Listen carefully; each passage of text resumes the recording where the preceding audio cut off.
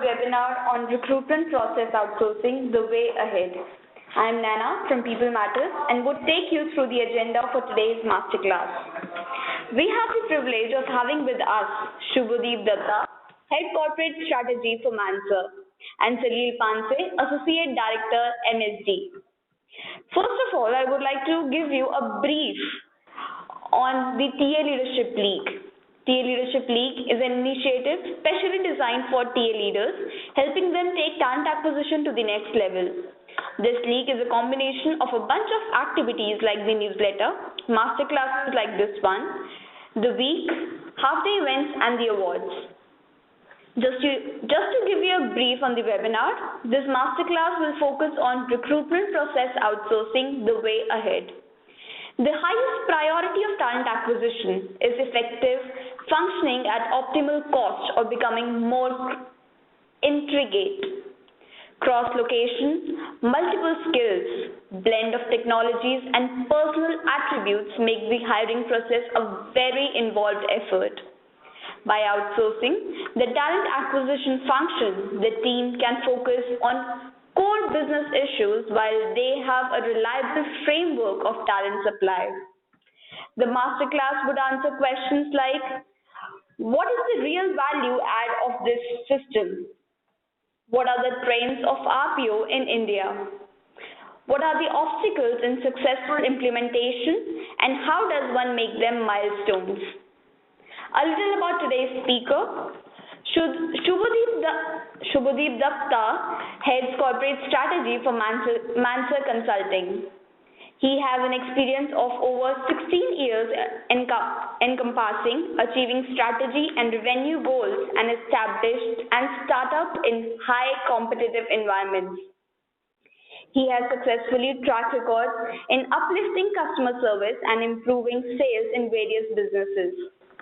His specialty in strategy leadership for top and bottom line growth. Mansa is working in RPO field from past 18 years and have gained great expertise in this field. Salil Panse, Associate Director, MSD. Salil has rich experience of 16 years in the talent acquisition function. He has been instrumental in both early setup and scaling up phase of new ventures. In his current role, Salil is responsible for delivering a comprehensive talent acquisition strategy to support all division and functions at MSD India. A little about sponsors for today's masterclass for helping us make this program possible are Aon Hewitt and Mansa. Aon Hewitt is the global leader in human resource solution with over 30,000 professionals in 90 countries serving more than 20,000 clients worldwide. Aon Hewitt is a leader in the design and implementation for reliable and valid assessment tools. The tools objectively measure the abilities, skills, personal attributes that predict job performance, job fit, and employee retention. Mansa Consulting Service for last 18 years has been a name to reckon upon in the talent acquisition industry. Founded in Reston, Virginia in 1997, thrives on its professional networking and association with highly sophisticated search and selection techniques coupled with best-in-class services ensure cost-effective delivery across 16 industry verticals. We have saved time for you to ask questions at the end of the masterclass. For those watching the live webinar, you can submit questions at any time during the presentation through question and answer section. We will try to respond as many questions as time allows. We have a full exciting agenda for the webinar today. I would request you to share what you expect from the webinar today in the chat section so that we can make the webinar more interactive. Shubhadeep will take the lead now. So without any further delay, I'm going to hand over the masterclass microphone to Shubhadeep. Over to you, Shubhadeep. Well, thank you, Nana. Just to check on the voice, I hope I'm audible to everybody, and good morning to all. Yes, Shubhadeep, you are. Yeah, thank you so much.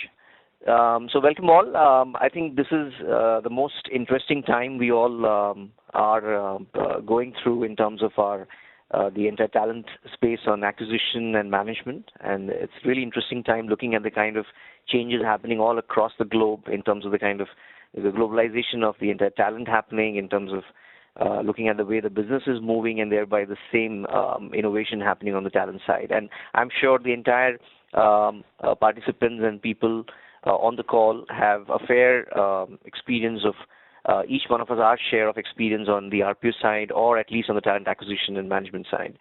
And our intent would be to make sure that there will be a few things which obviously we all are hearing around, and it will be interesting to get some insights at the end of the entire session. Also to check this out, that it would be majorly a lot of validations on our experience and what we are hearing in the market. So to begin with, and I have Salil along. So hi, Salil. Hey, hi, Shubhadeep. Hi, everyone else. Great. So welcome all, and let's begin. So if we look at the entire trend to start with, we have kind of seeing quite a lot of change in terms of the way the approach is being given today. So the HR is going through a hell of an evolving stage in terms of the entire role, and I think on the HR domain, the kind of change we are seeing so rapidly versus any other department, I think it's phenomenal, and that talks a lot about the capability of the entire fraternity to actually adapt to that change. And I think the ask is too high from the business or from the companies towards HR, looking at the kind of changes in the market. While everybody's going through the change in the market, the talent needs equal innovation in terms of acquiring as well as managing them or engaging them. And that's where the role of HR is definitely evolving around as we all are going through that. So one, on the CHRO side, we see that entire community moving into a more stronger skill set towards more economical savvy, being more financial acumen, being more trusted as a partner or a business side, as well as to the external partners whom they're working with and the business line. So there's a lot of change in the entire skill set being asked for a CHR to look at, besides HR. Of course, today finance is equally important, business understanding is economical, the scale of the market on economical side is important in terms of working out solutions, asking for innovative aspects from an HR fraternity. So all that is definitely evolving for the coming generation in HR, as well as for the people who have got a shared huge experience in terms of their managing. So they might have seen that it's really interesting to see the way the HR is evolving over time now.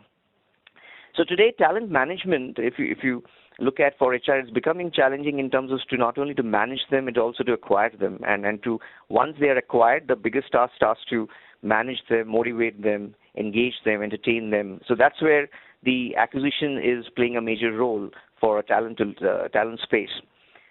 It's today not just an RPO engagement if we look at for any organization. It's also for the partner side, where he's not only supposed to get acquired for him based on whatever the JDs are or the specs are. It is also about doing a lot of employee survey for the organization, the compensation benchmarks, the way leadership and business consulting is required. Some of the high performance behavior needs to be checked on at both levels in terms of leadership. Then there's also of how we can retain talent, and what is the acquisition team doing to proactively work towards that. So that's where the entire evolution is moving to. The key areas where I think we see phenomenal change, which is happening across globally as well as in some parts of India, is the co-ownership between the partners and the organizations, and that's phenomenal to look at. And therefore, the CHRO and the HR fraternity plays a major role in creating that environment for both to work together in a very cohesive aspect. Getting right people to managing outsourcing project is a very key aspect today. So it's not just about getting the talent acquisition team to manage a set of partners on the search hire or the contingent hire, but from holistic perspective, companies are trying to get people who actually are skilled to manage the entire outsourcing body for the company in terms of adding value in terms of giving some innovative approach. And if you look at as the organizations are transforming into as they're diversing, so there's transformation happening, and thereby the talent is also equally transforming.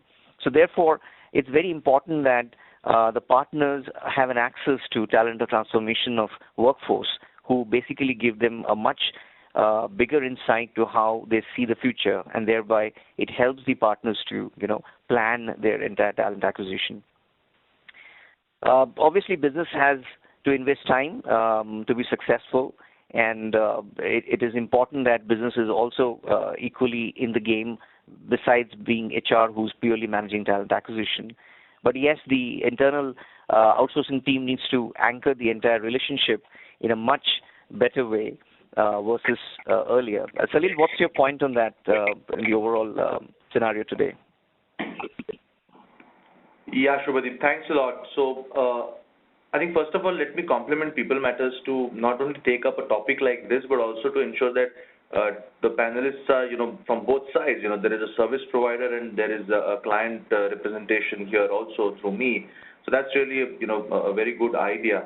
And as a client, when I look at RPO trends in India and, how the new dimensions and how the new approaches are coming in, I must tell you that my organization is one of the early users of RPO model way back in 2010, 2011, when we started using RPO model in our organization. The critical thing that I see which is happening, which is in line with the HR change in the Indian industries per se, is the whole approach is moving forward from being a transactional function to a strategic function. HR as a whole, as everybody here will be aware, has been more of a personnel management function in India for many, many years, which is purely transactional. And today, last 5 years, if you see, there is a significant shift that has been happening across all organizations, Indian multinationals alike, to move towards more strategic function as far as HR is concerned. And same is the case with RPO. So essentially, the RPO trend is also moving towards becoming more of a strategic partner with HR rather than a back-end transactional support center for HR. That's what I would say from a new dimension perspective. Shubhadeep? That's right. And it's wonderful because that's exactly what both sides are going through as a change, and it's becoming very strategic versus just mere transactional perspective. So while this change is happening, there is also a lot of change at the approach of the way candidates are looking through. So today when I see from a service provider, the earlier transactional pieces of looking at specs for candidates have changed to more towards the potential of the candidate, the cultural fitment of the candidate, how well can he engage, and all those are coming as additional specs to look at, and rather I would not say it's additional anymore. It's the key to look in, because the JD and the other specs of skill sets are given anyways. And I was in some of our client sites and we were talking about it. It's continuously changing with that kind of a challenge where the entire focus is towards how do we look at cultural fitment. How are we measuring that? Is there a way we can train people to ask queries or understand how this person would be able to fit in right? And while we all agree that we have an understanding of the culture of an organization, honestly there are no tangible set of questions or methodology which is yet to evolve, or some of them have probably evolved by now, looking at how we gauge the cultural aspect in our hiring. And some of our great experience have given us a good learning about how we do it. But besides the point, I think HR is also, once the talent is being acquired, is looking at in the first 90, 180 days, how well can we engage with the candidate. And if you're not able to do that, we see people leaving, and candidates are more, honestly, I find this is a very strong candidate market because there are too many players, there are too many global organizations working in the country. I mean, I was in Pune the other day and I was talking to two of my clients, and each of them are big brands and each of them have high targets for achieving their numbers. And we were just talking through and they said, you know what, we lost X number of people to our other client or our counterpart player So it's no more the fact that it's about me being a bigger brand. It's about how do I engage with the candidate. So that's becoming very, very interesting area where we have to keep on innovating our styles and practices of working. So honestly, when I look at this entire evolution, it's for the partner to also make sure that he understands the organizational DNA, the candidate's DNA, and of course the hiring or the business manager's DNA, because that's exactly how he would be able to do a right fitment. And most of the time, if one of these components is missed during any of the entire cycle of recruiting, I think that fails miserably, and that's something which partners have to continuously incorporate in their recruitment team and the consultants who are working on it. I see a lot of futuristic approach given in terms of the hiring side today. Partners, we primarily not only look at what is the current pipeline to be hired for, but we're looking at what is the next pipeline they think our companies think in terms of 2 years or 3 years. So there's a lot of analytics coming in. There's also a gauge towards the talent landscape, especially on the niche side, on the diversity side.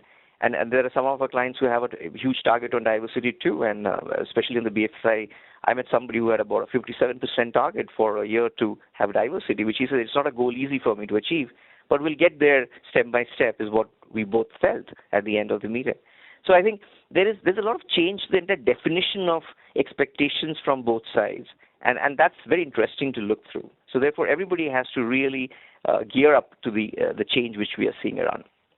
So talking a little more on the employment engagement side, I think very strong aspects which we are seeing where we need to really focus on. One is definitely improving our candidate dialogue, because candidates today are pretty sharp in terms of their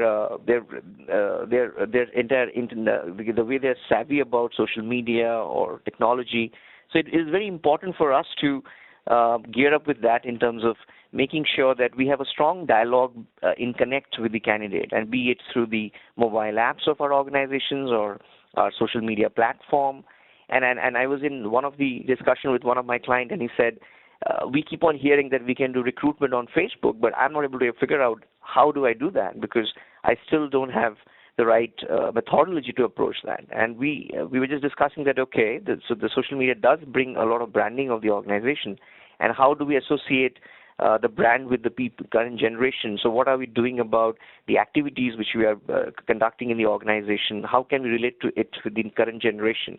And thereby somehow relating to all these guys who are coming on our walk-in interviews, going through their pages, giving them information, and creating a word of mouth, which I think is phenomenally multiplying, just not about offline, but online is much more faster. And you'll see people responding very quickly on any of the inputs an organization's experience happens. So I keep on meeting candidates at a level where they would say, this was the experience in company A, and I had this experience in company B. And when I meet the same companies, they would probably say, hey, we are doing a lot of work on employee engagement. The candidate has a very different perspective on their entire engagement of hiring. And at the same time, for partners, it's very critical that that experience is not lost. So we have to improve the candidate experience while they are going through our entire recruitment process. So that's one part. The other is the engagement with Gen Y is very different with the baby boomers generation. So that's a very big change in terms of the way they're moving faster. There's a lot of assessment coming on the way in terms of meaningful assessments, which are more related to the work and how can we do retainability. There is a lot of technology play we can see in terms of not only acquiring through, obviously ATS has gone by, and there are a lot of new technologies which have evolved based on cloud and mobility sector and social media platform. But a basic perspective of the data is being looked at, how can we make it more predictable, is where the next evolution is happening. That, okay, if this set of talent, the community I have in my organization, what kind of, and if this is working for me well, how can I create more such communities around to move towards a predictive model where I can actually predict the right kind of talent for my organization. So, this is very interesting, Shubhadeep. Yes, sorry. Yeah, no, I just wanted to make a comment. I think it's really interesting to see that you have put two critical points here together. that is employee engagement and data and tech drivers. It just reminds me of one of the discussions that we had in one of the earlier People Matter conference. HR or talent acquisition per se, looking at high tech and high touch approaches together. Somewhere there is a feel that we are driven so much by technology, by data, big data, by applicant tracking systems and by social media networking.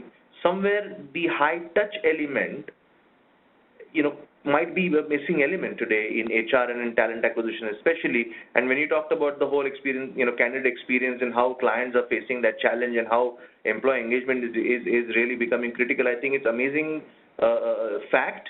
And it's important that RPOs as partners with HR actually understand this and probably represent the high touch element equally effectively and not just focus on technology. So I think this comes out very well that you have to have a balance between high tech and high touch approach when it comes to talent acquisition. Absolutely, and I think Salil, this high touch statement, it is a real important piece for all of us today, because you're very right that while the technology is seeing a lot of revolution and we have enough service partners providing that, but simultaneously we have to realize as organization and as partners that we have to make sure that the high touch piece is very much equally given that much of importance, not only from the perspective of just hiring them temporarily at this point of time, but also when they're on board and they are in the organization. So it's very critical today, because as we were just talking about, this is a candidate's market. So he has options, and therefore each organization's way of experience he has, it is only that which works for him from a retainability point of view. So I like that point. I think today's one of the slogans I'm going to note down is high tech and high touch. Moving to some of the old perspectives. So we have been in the RPO space for some time, and Salil, you rightly said that the journey has been amazing. So things have really moved on. We started way back with those ATS set of services and all that earlier ways of managing high volumes. There were huge challenges initially when we started way back in 2000 in India, where we were thinking of launching RPO, and it was not the market which was ready in that point of time. And we had some learnings which we had with our US counterparts and as well as in India. And these are some of those pointers which I brought up, because most of the time when we talk about RPO, there are a couple of apprehensions which come on our way. And it's important to see how these probably are still there and how we can address them. So the first one is definitely, yes, there's a perception. There is perception based on certain outcomes which didn't come the way they were expected. So there have been failed projects based on their timeline issues.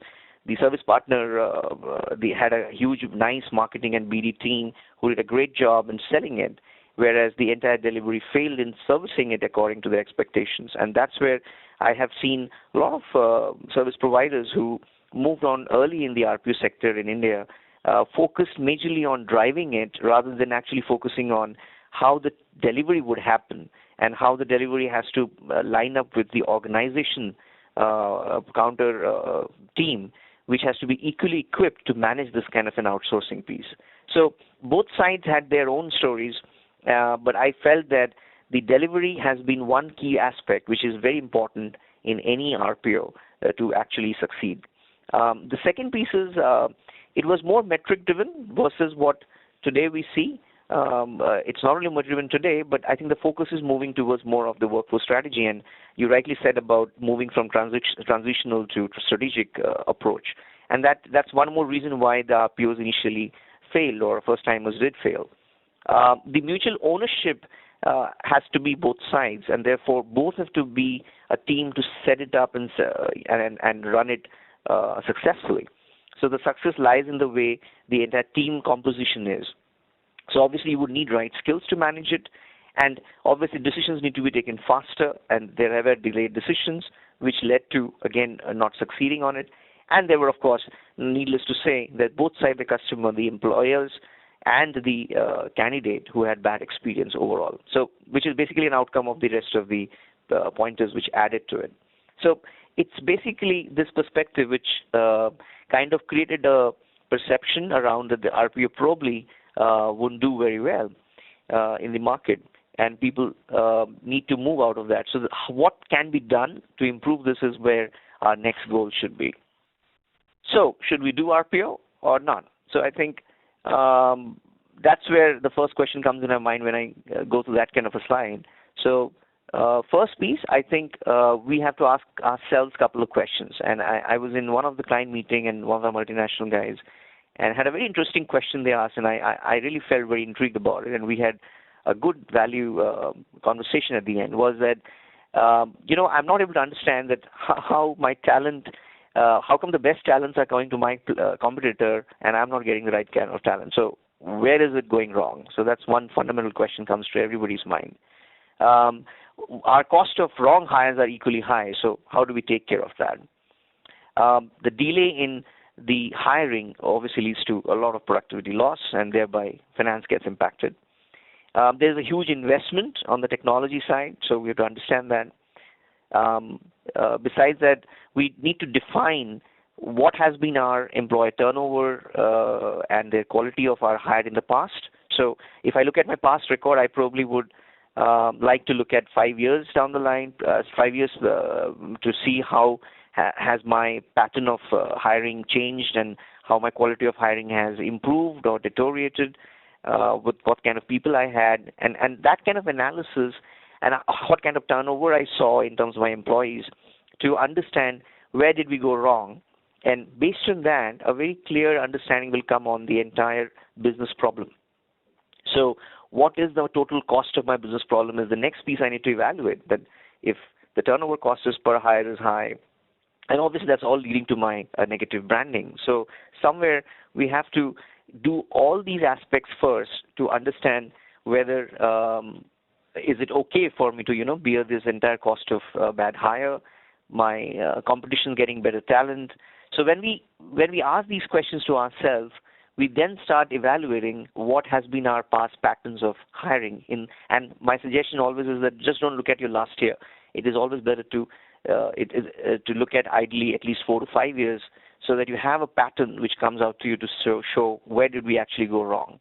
And when we talk about RPO, I strongly feel that it's not monolithic. It's very has its own personality. So it actually evolves from various aspects of the business problem. So it is not that I have a business problem and therefore RPO is the only fitment for me. So we have to always gauge that.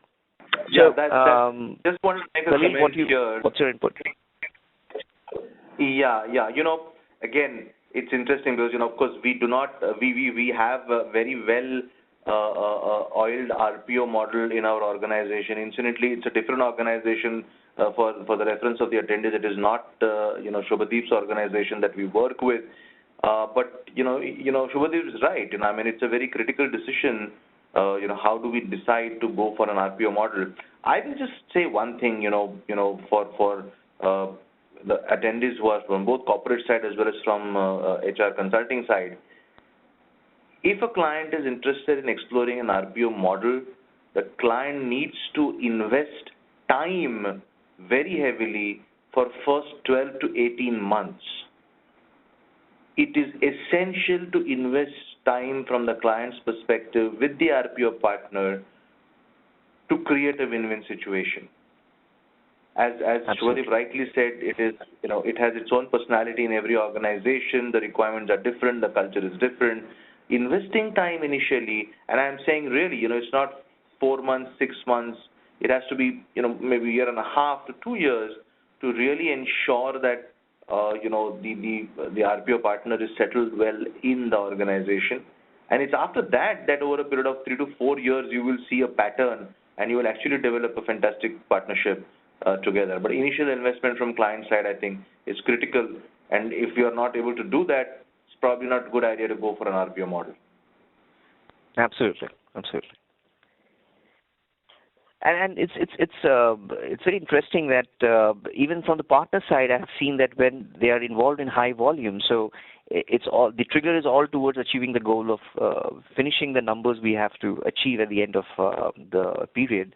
And once that is done, the typical evaluation, the reviews, the engagement of interacting, how is it going, post hiring of the entire volume, kind of slows down in the speed, and that impacts. So therefore, it is an investment, and it needs to be regularly, kind of looked through. It has to have a regular, frequent interactions to see how things are going. So we should not just drop the ball anywhere at any side, because it would definitely impact the future for the project to move further.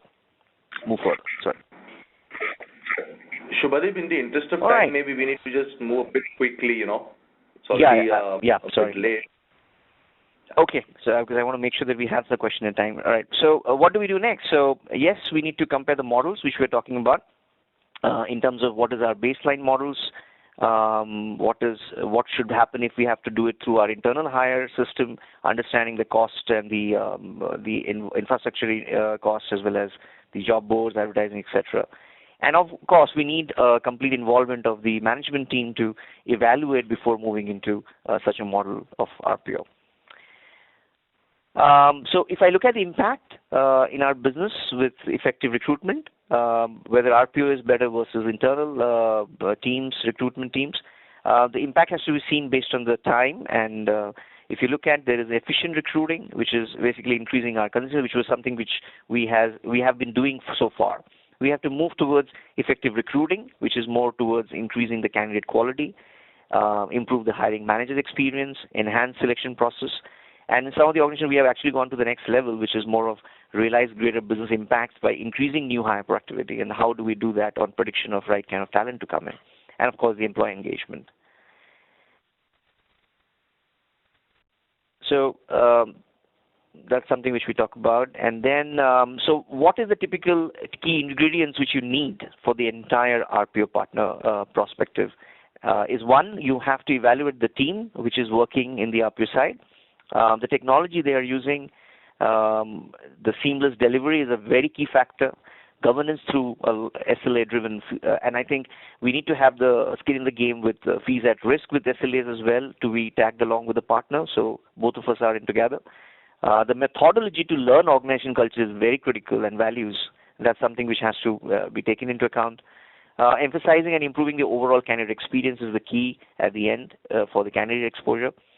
Recruiters and consultants have to be more stronger in terms of their bench as well, so that any kind of challenge in the other side should not impact the overall project. They need to be sensitized also on the organizational culture, especially in the recruitment team. And of course, as I said, that there has to be methodology where the skin in the game of the partners are equally there, and therefore the engagement carries on.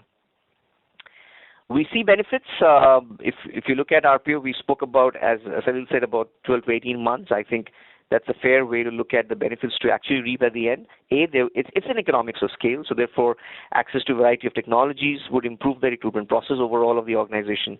And this is what can happen to any organization after, let's say, next 12 to 18 months of duration, is they'll reduce the time to hire.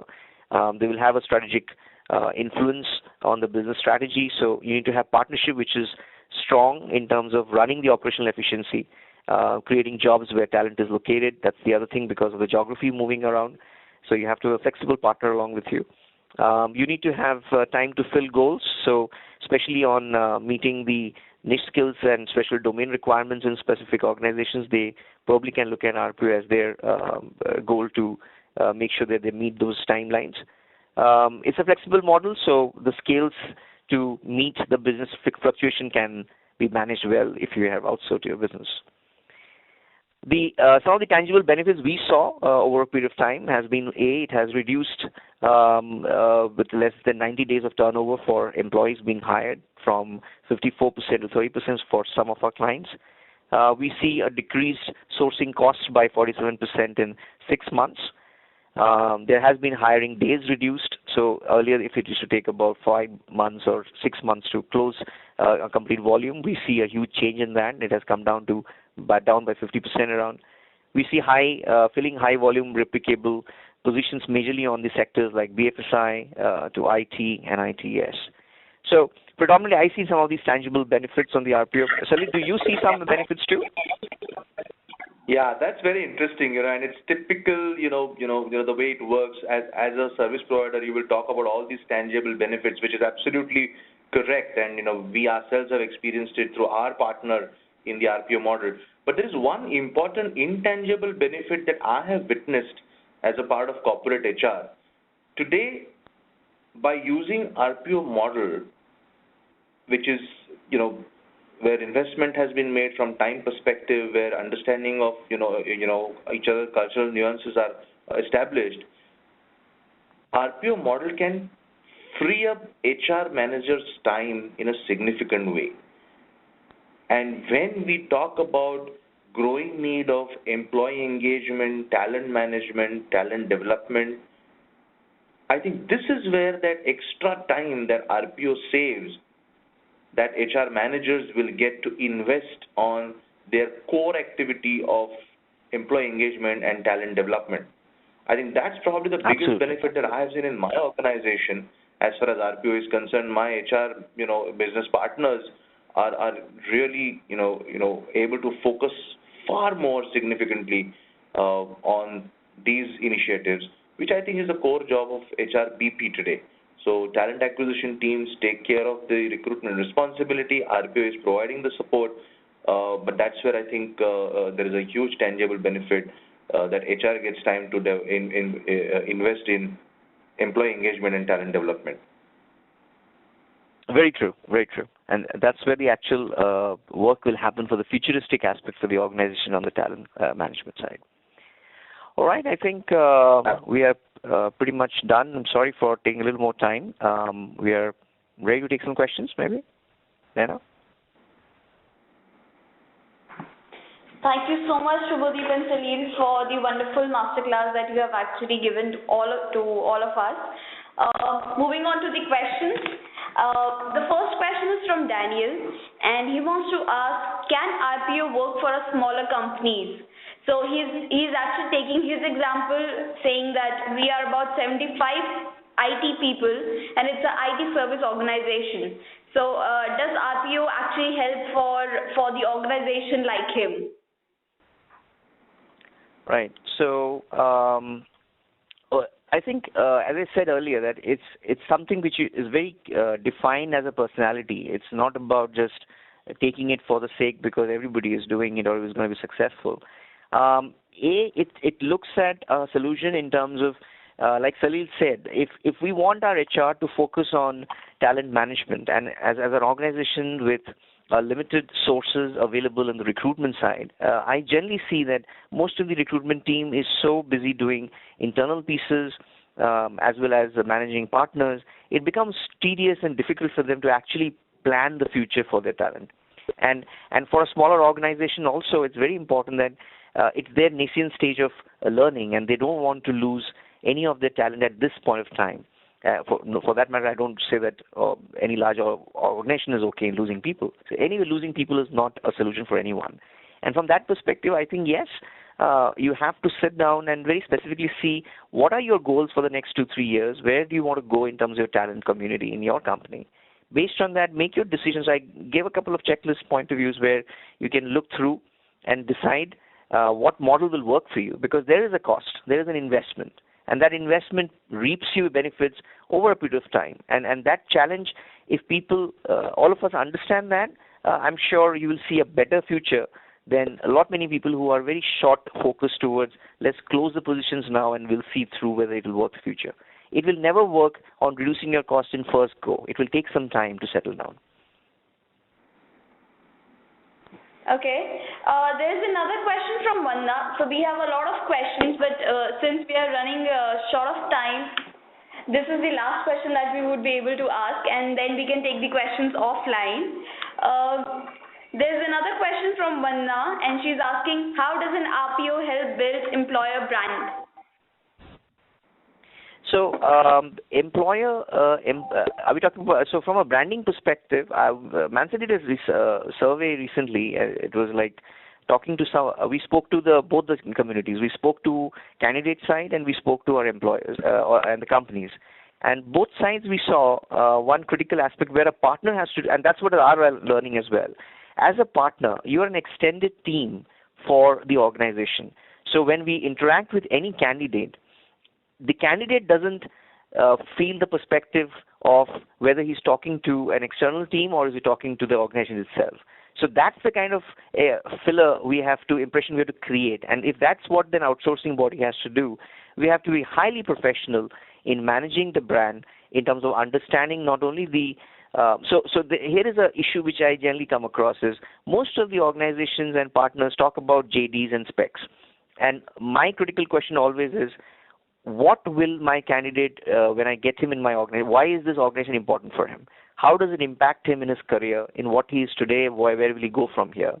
Does that make a lot of what is he doing today versus the kind of culture he's moving on? And that's where it's important that the exposure to transformation workforce in the organization access has to be given to the partners so that the partners actually know what all is happening. And this happened to one of my data scientist team, which was in Bangalore, and we actually visited the organization's data innovation lab to see what exactly the kind of products they're doing. So when I met the data scientists and architect people, I could relate to them a lot of information about what these companies are doing, besides the entire JDs being anyway met. So that's where we help in building that brand back to the candidate. And it's very, and in my situation, it's not about high brands or low brands. For me, most of the brands are at a very high level in terms of the market. So for an employee or a candidate, it's very critical to see which brand he can choose where his career progression is safer. It is not about just one single job he's going in his career. So we focus majorly on the methodology of the culture of learning it, because if we don't do that, we will not be able to put our employee brand on the right perspective. One. Second, in a volume business, what typically happens is a lot of personalized attention is missed by most of the partners, and it's not only me or the organization. It is difficult, and I understand. So the methodologist has to be such a way that the team which is interacting with the candidate has a personal rapport and relationship, which gives him that interest of keeping the candidate engaged. And in a major high volume business hiring, at times the organization also misses a lot of individual personal attention, and the partner has to be in support in helping him on that. So thereby, when a candidate, even if he doesn't get through in the organization, he goes back with a great experience to share. Hey, you know what? These guys never made me wait longer. They were all attention to me. They answered a lot of my questions proactively versus before even I could ask them. So therefore, that creates a great experience to meet with. Irrespective whether the person joins us or he's in a different organization, the word of mouth flows in. Thank you so much, Shubhadeep. And we have got a great response and we have got a lot of questions, but since we are running out of time, we would request both of you to take the questions offline. We'll definitely share it with you. Sure, we'll respond back. And with this, so thank you so much. Perfect. And with this question answer session, we are going to wrap up today's webinar. Once again, we thank today's webinar partners, Aon Hewitt and Mansell. Finally, a special thanks to Shubhadeep and Salil, the speakers for today's masterclass, for their time and invaluable information that they have shared with us today. I would also like to thank everybody in the webinar audience for participating in today's presentation and making it more valuable. We will come back with you many more. That concludes today's webcast. Thank you so much, everybody. Thank you all. Thank you, everybody. Thank you very much.